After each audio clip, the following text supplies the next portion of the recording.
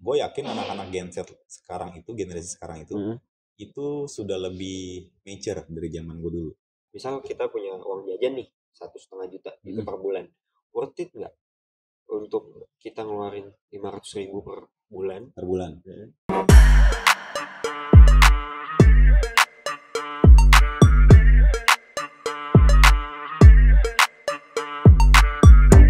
Tiga, dua, satu.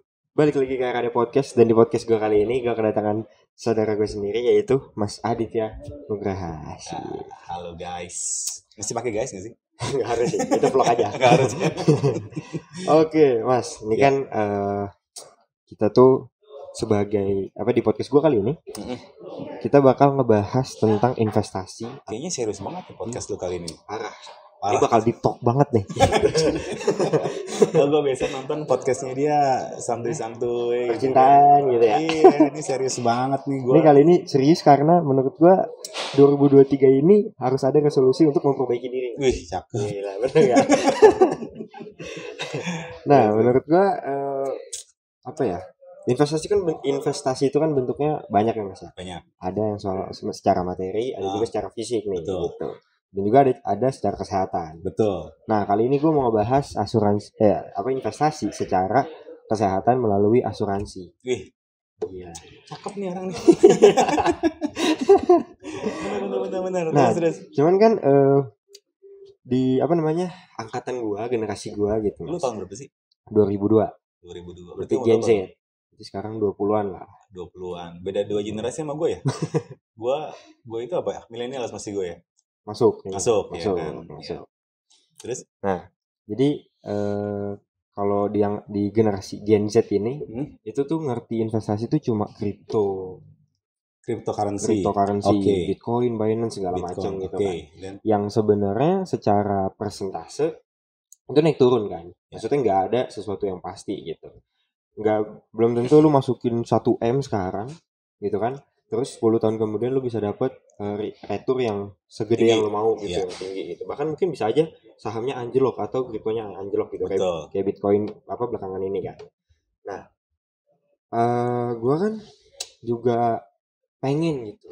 Gue sebagai generasi milenial sih. Oh, bagian milenial. Gen Z. Generasi Z gitu kan. Gen Z kali lu. Aduh, Gen Z. Sebagai generasi milenial tuh pengen punya tabungan untuk gua ke depannya gitu. Buat ke depannya investasi. Bentuknya apapun. Nah, salah satu yang gue tahu itu adalah asuransi. Nah, asuransi kan ada jiwa, ada kesehatan, dan juga ada unit link kan yang sekarang gitu. Betul. Nah, dari lu sendiri ini sebagai narasumber, asuransi itu sendiri tuh apa sih sebenarnya, Mas? Asuransi itu kayak apa ya? Ibaratnya lu kayak payung gitu. Gimana? Jadi sesuatu yang kita persiapan, sesuatu yang kita nggak kepengen. Kita nggak pernah tahu kapan hujan. Iya. Ya kan? Tiba-tiba kita keluar nggak bawa payung, tiba-tiba hujan, lu masuk angin. Oh iya benar. Sakit kan? Nah itu gunanya asuransi itu biar supaya kita nggak masuk angin. Nggak masuk angin secara finansial. Oh iya. Iya kan? Jadi gue juga banyak sih teman-teman gue yang umurnya sekitar 30 something lah. Mereka investasinya itu kayak piramida kebalik gitu. Maksudnya, jadi kalau tadi lu cerita kan kayak apa, kripto lah, apalah, kayak gitu lah, saham lah, itu kan investasi beresiko tinggi. Iya. Setuju ya? Beresiko tinggi artinya sebenarnya lu boleh berinvestasi di elemen itu kalau secara keuangan sudah mapan. Oh iya. Gitu ya. Jadi kalau misalnya duit yang lo masukin ini bener-bener bukan duit panas. Kasarnya duit mentah lah ya. Duit dingin. Artinya lu hilang nih duit. Gak apa-apa. Gak ada masalah sama ini lu, sama finansial lu. Oh, iya. Kalau dengan lu duitnya segitunya, lu masukin ke kripto semuanya ya, gara-gara temen lu, wah, gua kemarin kripto bisa untung 50% sehari. Bisa. Jeblok 100% bisa. Tapi di situ kan. Kalau lu cemplungin semuanya lagi untung, ya untung. Happy. Tapi kalau misalnya lagi jeblok, habis kan. Maksudnya sepinter-pinternya lo ngebaca grafik, tabel, candle. Itu sebenarnya kan tetap aja lu bisa baca apa segala macam. Itu kan naik turunnya nilai itu kan kita nggak bisa tetap prediksi. Nggak bisa diprediksi. Ya. Kalau bisa prediksi banyak orang kaya bro. Iya. Ya, segampang itu ya. Dan karena segampang itu. Nah, kalau misalnya bisa diprediksi, gue nggak kerja di sini lagi, main aja itu. Gue tau besok turun nih, ya gue masukin sekarang. Gue tahan, gue masukin pas lagi turun. Besoknya naik, gue ambil, turun, gue masukin lagi. Udah tahu tuh. Udah tahu. Kalau segampang itu, kalau kan nggak ada yang tahu. Nah itulah seni main kayak gituan gitu. Kita nggak pernah tahu gitu. Tapi kalau fungsi asuransi itu sendiri apa sih? Nah asuransi itu sebenarnya gini. Kalau gue bilang ya, itu kayak jagain lu lah. Gue selalu bilang, siapapun lu, lu tuh butuh yang pertama asuransi kesehatan. Itu penting banget. Berapa orang gak punya asuransi kesehatan, dia harus kehilangan banyak harta bendanya mereka. Mereka harus jual lah, harus apa segala macem. Itu kan kesehatan itu kan sebenarnya lu kerja ya, lu cari duit dari badan lu. Iya. Kalau badan lu nggak sehat, ya lu nggak bisa kerja. Kalau misalnya lu amit-amit sakit, ya kan? Ya sakit. Kalau sakit kayak DB apa segala macam, ya lu 10 hari, 5 hari, 10 hari udah bisa keluar. Iya. Tapi kalau amit-amit lu sakitnya berat, men. Kritis gitu ya. Sakit kritis, sakit parah kayak gitu-gitu kan. Lu dari mana duit lu? Orang kalau misalnya kerja nih sekarang udah kerja ya. Lu mungkin belum masuk dunia kerja. Kalau masuk di dunia kerja, orang udah sakit kritis. Ya. Dia misalnya sama perusahaan harus cuti sakit 3-4 bulan. Perusahaan yang mau bayar lu, perusahaan ngebayar lu, ngegaji lu, nggak mau. Iya. Ngasih kerja orang yang ibaratnya sakit. Nggak mau. Grand Master kan pada saat dia masuk, ya mungkin lo akan dipindahin ke divisi yang lebih kurang apa ya gimana kayak gitu kan. Iya. Yang penting gue nggak mau ngambil resiko nih sama orang ini. Oh iya. Gitu. Nah pada saat seperti itu kita butuh yang namanya asuransi. Kesehatan tuh penting karena once masuk rumah sakit, ya lu dirawat di rumah sakit, itu minimal 15-20 juta ada tuh. Iya, minimal, sekali doang. Minimal loh itu. Iya. Orang DB bisa 20 juta bro. Iya. DB doang. Maksudnya lumayan juga kalau nggak ada yang cover kan, maksudnya dengan duit segitu. Mungkin kita punya tabungan. Tabungan kita pakai. Tapi sebenarnya lu nabung buat apa sih? Buat masa depan. Bukan buat sakit kan? Tapi bukan pasti. Buat sakit. Pasti iya kan. Lu buat masa depan lu mungkin lu mau siapin buat dana pensiun lu. Iya. Tapi kalau lu nggak punya asuransi kesehatan kayak begini, otomatis lu harus pakai dana yang sebenarnya lu siapin buat masa depan buat pakai sekarang. Iya. Gitu. Nah, fungsi asuransi itu yaitu sekarang ngejaga tabungan lu sebenarnya. Ngejaga tabungan lu supaya kalau misalnya lu kena resiko dirawat rumah sakit udah ada yang cover. Gitu. Lu contoh sekarang kayak mobil lah. Iya. Siapa yang nggak asuransi mobil sekarang gue tanya? Nggak ada sih. Hah? Nggak ada. Tapi ada nggak orang yang nggak asuransi dirinya sendiri? Ada. Banyak nggak? Banyak. Berarti dia lebih sayang apa? Lebih sayang mobil. Lebih sayang banda kan? Lebih sayang benda. Orang banda aja rumah, mobil lu jagain. Maksudnya dirilis sendiri yang lu bayar, yang ngebayarin tuh mobil, yang ngebayarin tuh rumah, tempanin itu mereka segala macam, lu masuk kagak nggak jagain? Iya. Gitu. Kadang kan gue juga sering dengar cerita kayak orang tuh baru sadar harus asuransi ketika dia udah kena dulu gitu. Nah, banyak tuh yang kayak gitu. Kalau udah kena dulu, ibaratnya lu naik mobil udah penyok depannya, iya nggak? Itu bagian penyok di cover nggak? Enggak. Sama asuransi? Enggak. Ya kagak. Sama asuransi kesehatan kayak gitu. Justru lu masuknya pas lagi sehat lah. Sehat. Lu sehat, lu juga lu dapet premi murah. Iya kan? Lu sehat pasti diterima. Nanti pas lagi sakit ya udah kita bayarin. Iya. Gitu. Resiko sekarang gini lu udah sakit, masukin ke asuransi. Asuransi mana mau? Iya nggak? Maksudnya sakitnya sakit yang berat ya. Tapi kalau kayak cuma sakit DB, sakit tipes, apa cantengan, gitu-gitu mah kita masih bisa terima. Cuma kalau lu udah cancer lah, lu udah kena stroke lah, atau lu ini tau film Lord of the Ring lo? Kenapa? Ya kan cincin kan? Lu udah pasang cincin di jantung lu. Oh iya. Iya kan? Ya gitu-gitu kan. Nah kalau kayak gitu-gitu otomatis, ya gue nggak, kan asuransi bisnis juga bro. Iya. Iya nggak? Gue terima lu, posting dulu harus sehat. Kalau gue terima lu kondisi lu nggak bagus, otomatis resiko lu besar dong. Iya. Resiko lu besar, kemungkinan gue bayarin lu gede juga. Nah, kita kan juga bisnis, nggak mungkin dong kita kasih segampang itu gitu. Iya makanya nggak banyak orang yang kayak nggak mempersiapkan gitu. Kayak ngerasa kayak wah dari gue bakal sehat-sehat aja lah, slow gitu kan. Nggak ada yang tahu bro. Nggak ada yang tahu kapan lu sakit, amit-amit ya. Iya makanya. Iya kan, kita nggak pernah tahu. Tapi itu bisa kejadian nggak? Pasti bisa. Banyak nggak? Banyak. Nggak, ya sesimpel lu main bola kan nggak bisa diprediksi apakah lu bakal cedera atau enggak kan gitu. Lu ke-tackle kayak si itu Harvey Elliott bisa kan? Bisa jadi. Sampai kejengklek gitu kan? Nah, cover nggak asuransi? Cover. Kalau bikin asuransi kayak begitu. Makanya. Lu kecengklek kan main bola kan bukan ekstrim ini kan, bukan ekstrim sport. Bukan ekstrim sport. Iya kan? Lu main bola biasa lu keceklek ya. Jatuhnya accident, kecelakaan. Gitu. Cover. Tapi kan kalau itu kan jatuhnya kayak semacam ya investasi juga lah ya Mas ya. Oh iya, investasi diri. Mungkin bentuknya nggak selalu duit yang enggak. Cuman investasi ya buat kesehatan diri sendiri di masa depan lah gitu kan. Menurut lu produk-produk asuransi apa yang kira-kira tuh cocok, worth it lah buat anak muda? Buat diinvestasikan, entah itu bisa mungkin dana pensiun atau mungkin biar kayak misalnya dia atlet kan sering cedera apa segala macam bisa aja tuh. Nah kira-kira produknya apa sih Mas? Nah kalau buat anak muda yang umurnya masih 20 ke bawah, ya 20 sampai 25 lah.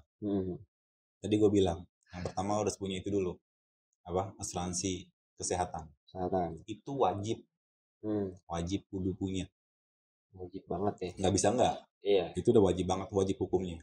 Supaya ya misalnya lu contoh setahun lu bayar sekitar yang muda-muda ya bisa 4 juta 5 juta lah maksimal ya setahun lu bayar. Setahun ya. Contoh ya setahun maksimal 5 juta. Tapi lu dalam setahun itu harus dirawat di rumah sakit dengan biaya ratusan juta.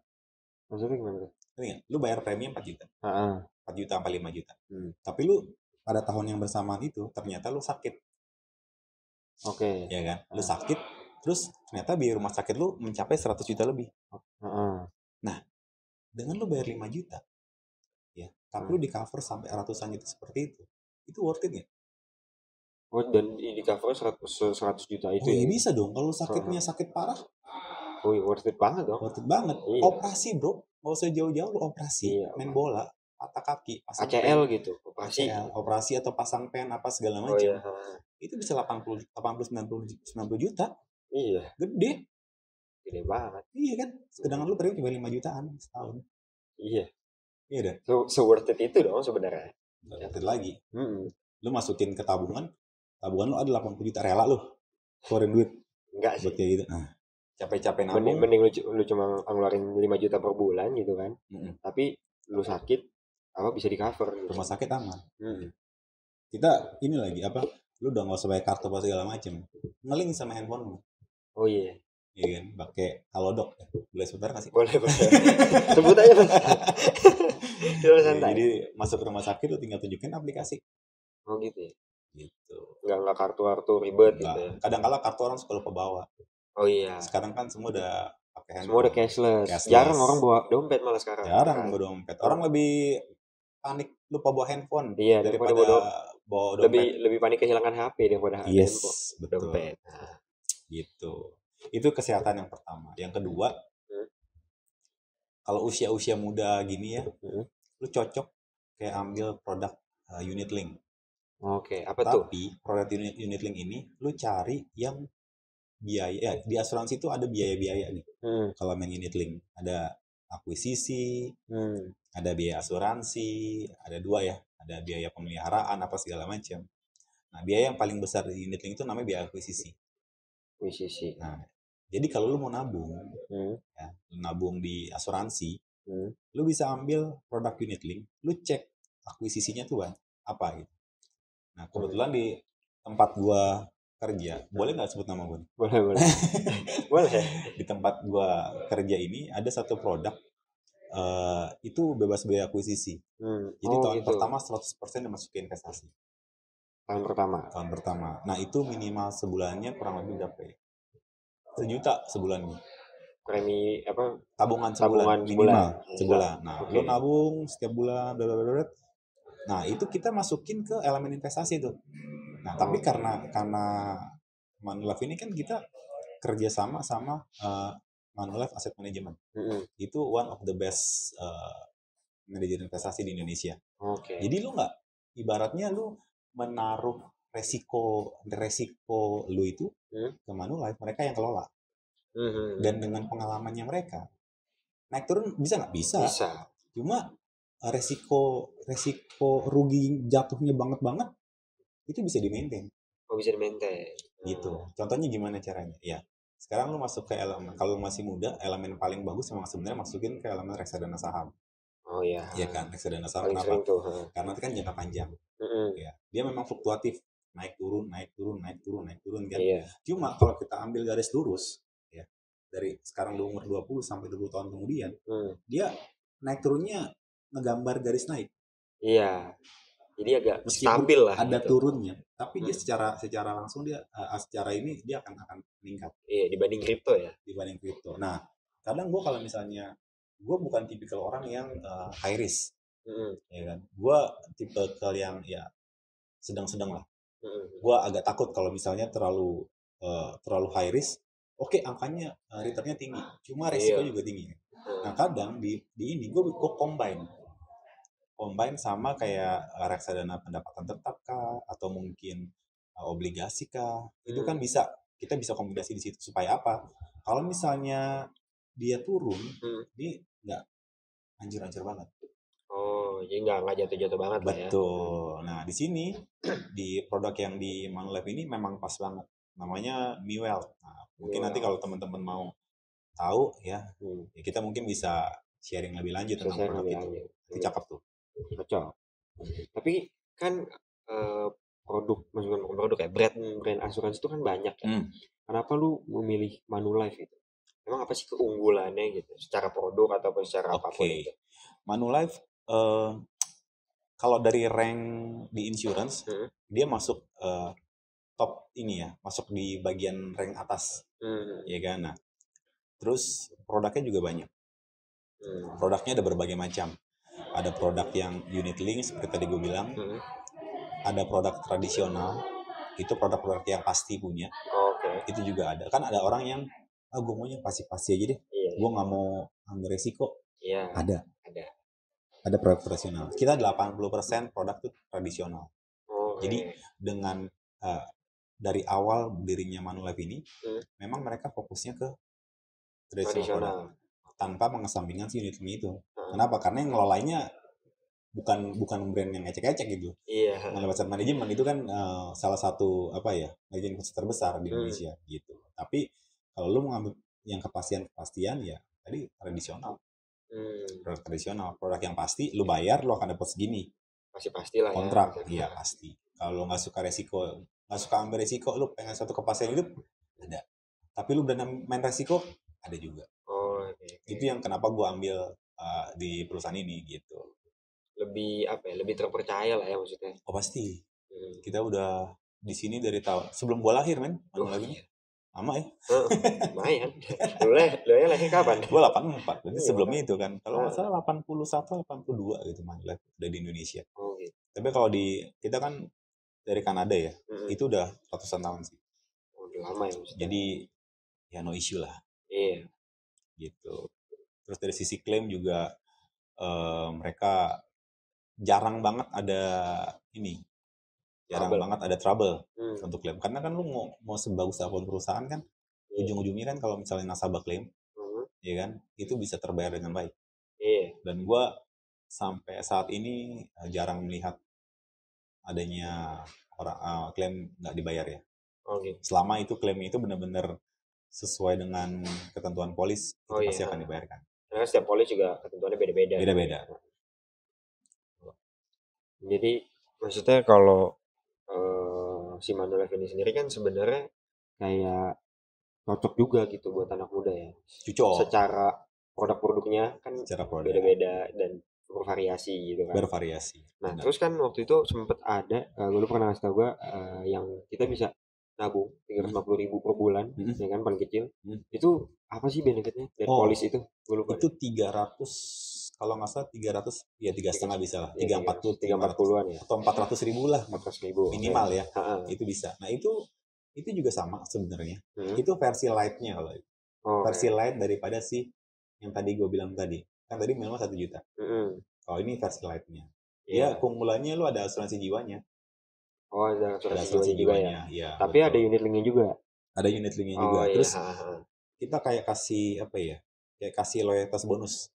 Apa tuh? Ya, jadi kalau misalnya nih lu nabung tempat kita 350.000 sebulan lah. Jadi setahunnya kurang lebih 4,8 per tahun. Iya kan. Lu nabung terus 7 tahun nabung. Beres nih 7 tahun kan. Tapi kan nabungnya seumur hidup. Tapi minimal 7 tahun itu lu nggak boleh ambil. Lu nggak boleh gagal bayar. Lu nggak boleh apa ya? Pokoknya nggak boleh ada nggak boleh ada gagal debit, gagal bayar atau pengambilan. Telat bayar gitu. Telat bayar juga nggak boleh. Dalam 7 tahun pertama. Kalau 7 tahun pertama itu udah lewat, kalau ibarat kata main game ya, udah fulfill 7 tahun. Iya. Nah, nanti di tahun ke-10 lu akan dapat namanya bonus loyalitas. Itu pasti 50%. 50% dari 50% dari tadi premis tahun berapa? 4,8 ya? Dari 4,8. 50% dari 4,8. 50% di tahun ke-10. Itu di luar pengembangan preminya ya, di luar pengembangan investasinya ya. Terus di tahun ke-25, berarti kalau sekarang umur 20, 45 tuh. Belum 45, lu akan dapat lagi 700% dari si 4,8 itu. Itu bisa dipakai buat pensiun kan? Iya. Pas 45. Atau mungkin 55. Gua rasa misal dia pensiun dini lah 45 gitu. Gua rasa kedepannya nih ya, angka pensiun bakal menurun. Iya. Kalau zaman sekarang kan 55. Sebelumnya 60. Sebelumnya 60. Sekarang 55. Mungkin akan turun ke depannya. Karena orang lebih pinter sekarang untuk kelola duit, lebih pinter mereka untuk cari duit. Iya kan? Nah, gue nggak mau lama-lama kerja lah, kalau bisa 45 gue udah beres. Pensiun lah pokoknya. Itu pas banget buat anak-anak umur 23, 340.000 atau 500.000 lah kita genepin. Iya, maksud gue kayak ngelihat ini 500 lah ya, 500.000 per bulan gitu. Lu dapat asuransi jiwa. Nanti kalau misalnya lu amit-amit udah married, ya amit-amit ya. Kalau amit-amit. Maksud gue kalau udah married terus amit-amit meninggal dunia, itu ada asuransi jiwa yang cair buat keluarga lu. Misalnya nih sekarang hak waris, misalnya sekarang lu belum married nih. Ya kan? Nah, kan tetap ada asuransi jiwanya itu kan. Lu bisa kasih ke adek lu kayak atau mungkin ke nyokap, itu bisa. Bisa dicairin buat mereka gitu. Kalau misalnya meninggal sebelum married. Nanti pas udah married, lu bisa ubah ahli warisnya. Bisa ubah ke anak lu, ke bini lu. Iya, bukan bini orang lain tapi. Jangan dong. Ke bini lu, itu bisa tuh kayak gitu. Jadi mereka akan dapetin kita bilangnya uang pertanggungan. Kalau misalnya si pemegang polisnya ini terkena risiko meninggal dunia. Gitu. Itu bisa diubah. Jadi tuh kalau meninggal setahun setelah bikin polis gimana? Setahun setelah bikin polis? Ya aman. Tetap cair maksudnya? Tetap cair. Jangankan setahun bro, 3 bulan. Ya kan, kecelakaan nih contoh. Tabrakan atau apa. Lewat. Air tuh tetap cair. Kelas. Gitu. Berarti sebenarnya tuh kayak, soalnya gue mikir mas. Ini kita tuh anak-anak ya seumuran sekarang kan 1 juta 2 juta tuh kayaknya uang kecil ya. Kayak sesimpel gini. Yakin lo? Kayak sesimpel gini deh. Seumur lu? Enggak, sesimpel 1 juta 2 juta. Nih, untuk dikeluarin bukan untuk didapetin. Sesimpel gini deh. Sesimpel bocah-bocah sekarang kalau mau senang-senang ngapain sih? Party. Ya kan? Minimal minum. Kafe. Oke, minum deh. Bisa minum deh. Minum berapa? Mana ada 25.000 minum. Ya kalau ke kafe ngopi gitu ya paling murah paling 30-40. Kafe ya 30-40.000 gitu. Sehari. Atau misalnya dia party gitu. Walaupun cuma partinya dia nggak mabuk nggak apa, setidaknya datang ke party itu ngebeli makanan atau apa, mungkin bisa 500-500.000 bisa dikeluarin dalam 1 hari gitu. Berarti kan sebenarnya untuk ngeluarin 500.000 per bulan harusnya bisa dong, dan harusnya kayak nggak apa-apa lah gitu. Toh juga ntar gue bakal dapet nih ke depannya gitu. Di masa yang akan datang gue bakal dapetin nih gitu. Dan maksudnya setiap kalau emang kan ada apa tuh kalau loyalitas itu yang bonus loyalitas kan untuk per 7 tahun. Tapi kan sebelum 7 tahun itu kalau memang mau dicairin pun bisa kan? Bisa, tapi lu nggak dapet nanti. Iya, tapi maksudnya bisa lah gitu. Bisa. Cuma kalau bayar di bawah 7 tahun seperti gue bilang tadi, Ini kan produk yang buat jangka panjang. Iya. Lo akan kena biaya, men. Oh gitu. Yoi. Oh jadi harus di atas 7 tahun dulu. 7 tahun. Biar aman, biar lu dapat bonus dong. Sih. Kan tujuan sebenarnya kan sudah gue bilang tadi. Lu sisihin duit lu ya buat masa depan lu. Udah itu aja sih kuncinya. Lu tahu investasi artinya apa sebenarnya? Apa? Lu berkorban sekarang. Oh iya. Berkorban saat ini buat kenikmatan di masa depan. Betul. Itu sebenarnya apa kunci kata investasi itu sekarang tuh itu. Iya benar. Berkorban sekarang ya buat masa depan lu lebih enak. Karena juga apa ya? Itu buat investasi jangka panjang tuh oke banget sih kalau gue lihat. Karena sesimpel gini ya. Lu ngeluarin cuma 350.000 per tahun gitu per bulan. Per bulan. 350.000 per bulan atau ya sekitar 4,8 lah, 4 jutaan lah gitu ya. per tahun gitu. Tapi kan kita nggak bisa prediksi nih. Maksudnya di umur 45 kita bakal kayak gimana? Di umur 50 ke atas kita bakal kayak gimana kan kita nggak bisa prediksi. Belum tentu kita selalu punya duit lah kasarnya gitu. Yeah. Kayak mungkin sekarang lu dapat jajan lah ya kan, dapat uang saku segala macem. Kenapa maksudnya nggak banyak kan yang mikirin untuk nyisihin duitnya untuk investasi di kesehatannya atau secara finansial juga kan. Nah, jadi maksud gua apa ya, asuransi apalagi yang ada unit linknya ini menurut gue tuh sesuatu yang cocok ya? Sangat worth it sih. Worth it ya? Tapi kenapa kalau seumuran tuh jarang yang mau bikin loh? Mau gope loh? Bingung gua. Nah, lu gimana? Kalau gue pribadi mungkin gini sebenarnya kan mindset kita beda-beda. Nah ada orang yang pengen investasi itu pengennya jangka pendek aja gitu. Cuannya cepet deh. Cuannya pengen cepet cuan gitu kan. Kayak ya sesimpel nggak menikmati proses lah gitu kasarnya kan. Cuman kan high risk high return juga gitu kan kalau yang kayak gitu. Jadi di sini tuh sebenarnya di podcast ini gue pengen mengedukasi. Iya, mengedukasi sebenarnya lu kalau main tahun mengedukasi luar biasa. Parah ini. Emang Gen Z banget kan. Jadi mengedukasi tuh biar kayak lu kalau mau investasi yang pasti lah kasarnya gitu, emang jangka panjang gitu maksudnya. Yoi. Ya kan? Betul. Kalau lu investasi jangka panjang, lu nggak harus ngeluarin materi yang banyak gitu maksud gua. Tapi kalau emang high risk high return gitu, kalau seandainya lu mau ngeluarin yang gede dan kemungkinan untungnya juga gede, memang bisa di jangka pendek. Tapi kemungkinan ruginya gede juga lebih besar lagi. Lu gitu udah siap kalau kayak gitu kan? Iya maksudnya. Lu siap terima duit banyak, siap hilang duit juga. Iya makanya. Sesimpel itu. Tapi menurut lo gini, rata-rata kurang lebih kita tuh seumuran gua gitu ya, itu tuh mungkin ada yang masih dapat uang jajan atau ada yang enggak. Gitu. Nah, gimana caranya worth it nggak sih? Misal kita punya uang jajan nih 1,5 juta gitu per bulan, worth it nggak untuk kita ngeluarin 500.000 per bulan? Per bulan. Jadi kita cuma jajan 1 juta gitu misalnya. Balik lagi ke lu.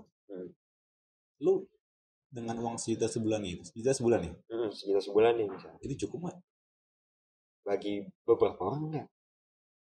Tapi cukup itu arti gini, setiap orang kata cukup itu kan berbeda-beda ya. Iya. Arti kata cukup ya. Misalnya, kalau gue makan 15.000 cukup. Sehari cukup. Gue makan di warteg kek atau di mana kek. Iya. Cuma ada yang gue nggak cukup. Gue mesti ada kopi, ya kan?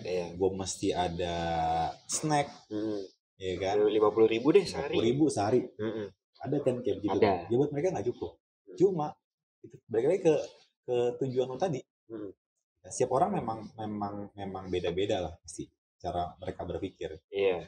Gue mau senang hari ini. Nah itu yang sebenarnya kita mau coba untuk bantu mereka. Itu mereka kasihan loh. Kalau kayak gitu. Kalau orang yang itu kan masalah kebiasaan.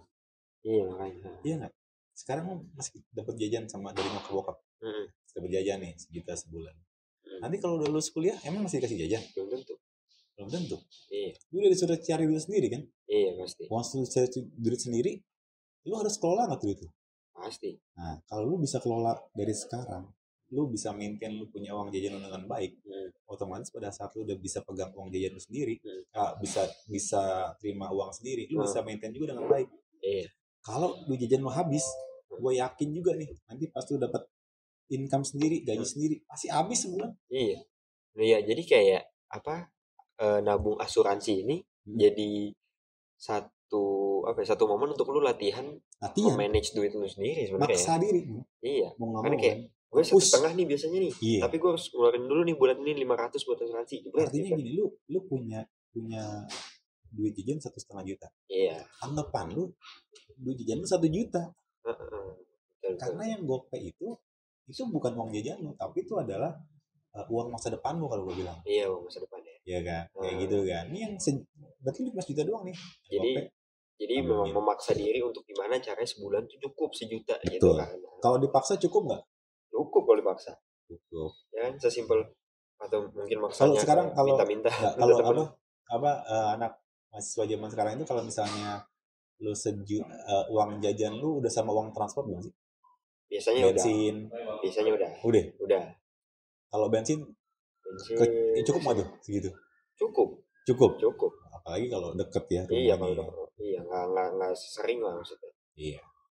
Tapi kan kalau seandainya mungkin bocah-bocah yang ngekos gitu kan atau apa, kan nggak termasuk sih 1,5 juta ini. Iya. Ya kan udah beda lagi. Jadi lu kalau misalnya ngekos apa segala macam, lu cari kos-kosan yang biasa aja, tapi terimanya tetap full. Misalnya bokap nyokap lu punya budget, ini lu ngekos sebulan 2 juta ya. Ya lu jangan cari kosan yang 2 juta. Oh iya. Iya dong. Sisanya lu bisa tabung kan. Iya. Bener. Gitu. Gak harus ya. Iya nggak, lu ngekos paling tidur doang, numpang tidur. Iya nggak, kuliah sampai malam paling kan. Iya. Baru ada tidur. Kerjaan tugas belum tentu di kosan. Bisa di perpus. Ada nggak perpus kan? Atau di rumah teman? Ada perpus. Iya, di rumah teman paling mantap kan. Iya. Minum makan gratis. Iya makanya. Itu gua dulu sih. Oh iya. Aduh.